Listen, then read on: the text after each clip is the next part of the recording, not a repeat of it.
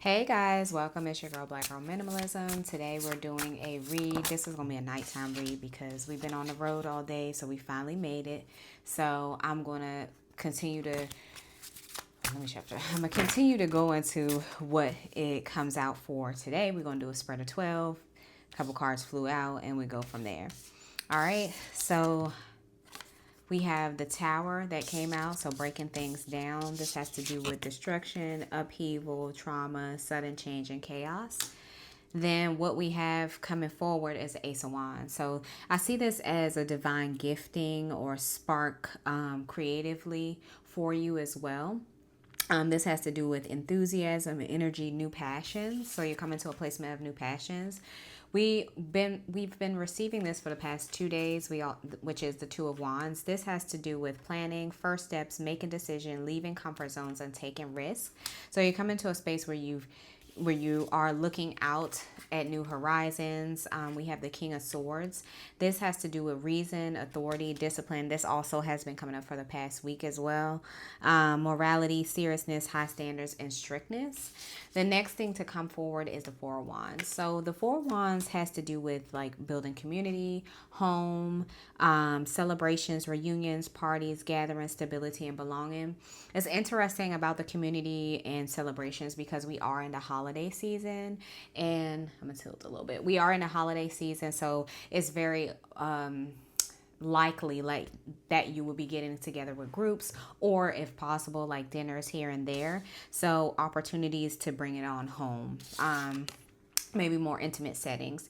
The next thing to come up is a Two of Wands, being at a crossroads of a particular space. You have the crescent moon that's in the back. This has also been coming up as well. So hidden information, being stuck in the middle, maybe in the middle of something, because it's her and then the Two Swords. Difficult decisions and stalemate. And then I want to clarify on that. So the next thing to come up is the Hierophant. I see this as a knowledge card. It's an opportunity for building education, knowledge, beliefs, or looking at different beliefs in different ways.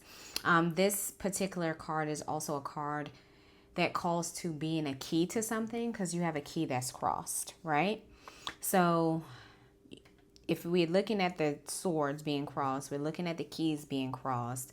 Maybe it's to do with a crossroads as it pertains to like knowledge, education, maybe a furthering of education of some sort. And then the next thing that come up is the Six of Cups.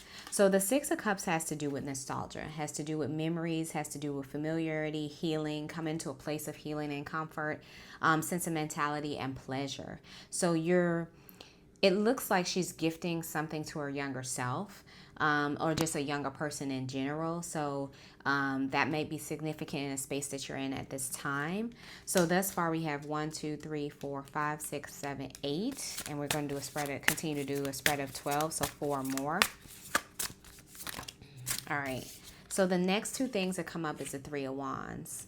And so this Three of Wands energy is very similar to the Two of Wands, being that she's also looking out at a horizon. One is with water, one is with dry land. So this one has to do with momentum.